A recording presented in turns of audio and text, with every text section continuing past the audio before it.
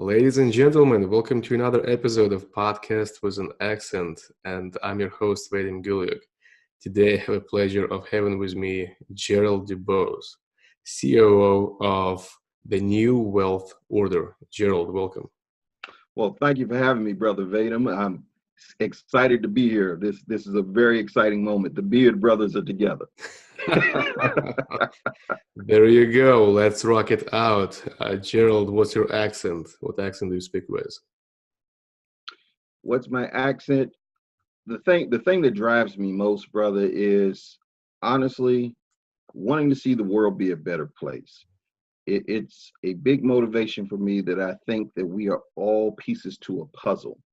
I think we're all born for purpose and not to find a purpose, because that's what we spend most of our lives doing. We're told in school you have to know what you were born for, and church tells you, hey, you got to find your purpose. Then self-help people, you got to find your purpose.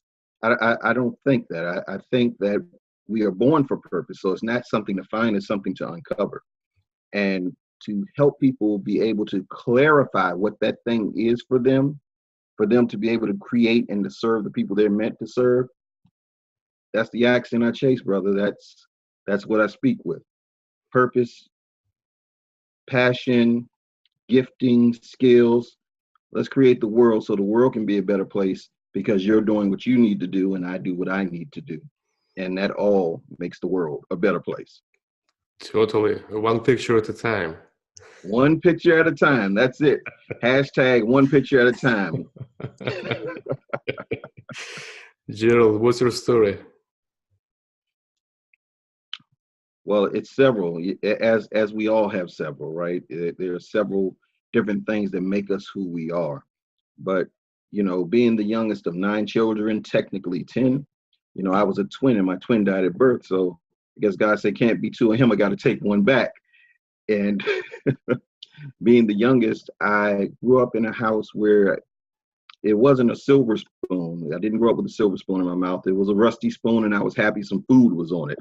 So the humility that taught me that, we all, no matter what our circumstances are, if we look beyond them to what we feel we can do and what we should do, that we can create an entirely different circumstance for our families, for our communities.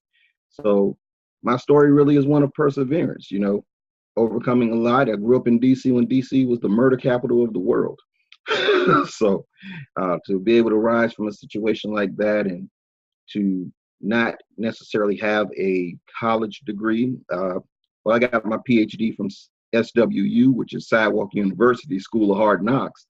And we graduated with a degree in difficulty. So the ability to create something from that circumstance is really my story, just one of don't ever give up, don't ever give in, pursue what it is that you're meant to do, and life will be better. Gerald, what are you inspired by? Human potential. Human potential inspires me so much because I look at life almost every day is kind of a blank canvas. Every day you get a chance to paint and color your life the way you would like to. Now, I know most people don't look at it that way, but that's what excites me. The possibility that I can literally think something and make that thing come about in a matter of hours, in a matter of weeks, in a matter of days. And that one small thing can become a really big thing if I'm able to communicate it to people. I mean, heck, the chairs we're sitting in right now was somebody's idea one day. One day somebody said, well, what if we had something better to sit on than a rock? And they decided to do that. The cars we drive, to this computer that we're on, somebody said, hey, this thing can be. So the fact that we have the ability to literally imagine whatever it is we want and have an opportunity to create that inspires the heck out of me. Does your life, Gerald, in your present look like what you envision it to be in your early 20s? Somewhat, because I was a planner. I kind of wrote out my life at age 17 and figured these are the things I'm going to be. and these are the things I want to have. And a lot of those things I have accomplished, and I do have, but I didn't imagine that I would be a guy that's speaking on a stage, because I always tried to avoid that. So the way that my life is shaped up and shaped out, the results, yes, I did think so. But what I'm actually doing to make this world a better place, I wouldn't have guessed it in 1,000 years. That being said, what would you tell your younger self? With that, I would tell my younger self to be patient. Be patient, to take time to learn and enjoy the moments, because that's really what life is about. It's not about minutes. So many people live their life in minutes and get stuck in, hey, I only have this much time, but it's about the time that you make special. It's about the time that you create special things in your day. And that's why I try to do something every day that makes that day memorable, because we live 40, 50 years, but probably have maybe 80 to 100 days that we can remember. That's a pretty sad life. So I would say that it's definitely about being able to create moments, live in moments, not in minutes. Gerald, what's the best story from your life that has a valuable message? The best story from my life that has a valuable message would be probably the one where I wanted to quit one of the jobs that changed my life. And that was in marketing. I used to be a telemarketer when I was in my 20s. And working that job, I hated it with a passion, with an ultimate passion. I hated it. And I just tried to quit several times, but my marketing manager would not allow me to quit that job. Every time I would try to quit, he's like, no, this is a job for you. This is the job you need. Dude, look, finally I had enough. The third time I went to him, I said, look, I appreciate the opportunity. I don't like this work. I can't do this work. I'm horrible at this work. Man, I thank you for the opportunity once more, but I can't do this. I quit. I'm done. And he literally said to me, he was like, Gerald, I'm not going to allow you to quit, because I won't let you quit on yourself. And he said, this is a job that can help you with anything and help you everywhere you go.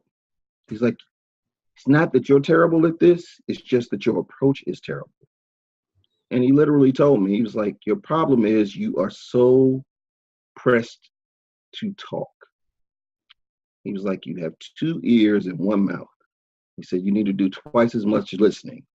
He said, so be quick to listen and slow to speak, and it'll change your life. And it literally has. So I think people need to do more listening than talking if they want to create better relationships, if they want to be better at communication, if they want to have a better life. The more you listen, the easier it is to help people. And that's really what our life is all about. Gerald, what's the favorite book that you read and why? Gosh, I love reading. One of my favorite books would be The Art of War. I think it is timeless, and it's so cliche to say that. So The Art of War was just one of my favorite books because it was all about psychology and strategy. You know, in that book, Sun Tzu really just talks about you have to know your enemy. And I look at it beyond your enemy. You have to know who you're talking to. In our marketing, we have to know our audience. In your relationship, you have to know the person you're talking to. So it's about understanding them, and it's never really about you. It's about how they are and how can you communicate and effectively get to them without it being as minimal, with it being rather as minimal resistance as possible. So I would say The Art of War, and another one would be the Tao Te Ching, which was just a great book on philosophy. And it had some of my favorite quotes in it. They're very small little parables in that book. And one of my favorite ones says, "Those who know don't talk. and those who talk don't know. Thought that was a very powerful statement. So, two books that really, really rev my engine. And it brings us to the next question. What's your favorite quote? Gosh, my favorite quote has been with me for years, so that's easy. It's from the poem Invictus by William Ernest Henley. And in that poem at the end, it says, no matter how straight the gate or charged with punishment the scroll, I am the master of my fate, the captain of my soul. Point blank, favorite quote ever. Shebang. Gerald, what turns you on? Gosh, life, people, good energy, passion, excellence. When I see excellence, it really lights a fire up under me like nothing else. When it doesn't matter what it's excellence at. You know, a great artist moves me. A phenomenal athlete really excites me. You know, to see what Tiger Woods did over the weekend after it being almost 10 years since he won a major. This man literally had his spine almost fused back together, and he comes back and everybody says he was done. And the fact that he persevered that and that he overcame everyone else's opinion of he should quit, he'll never win again, especially a major tournament. And for him to come back and do it in the non-traditional way, because according to stats, even in the game, he should have lost. He was not in the top in any categories except for being on the green. Everything else, he was 47th in driving, 44th in all these other stats. So you look at it as you're like, there's no way this guy should win, but he won. So excellence excites me like nothing else in the world. Amazing. Thank you for sharing. Gerald, what's the best way for people to find you online? If people want to find me in the space we like to call cyber, they can find me at www.thenewwealthorder.com, THE, new wealth, not new world, newwealthorder.com.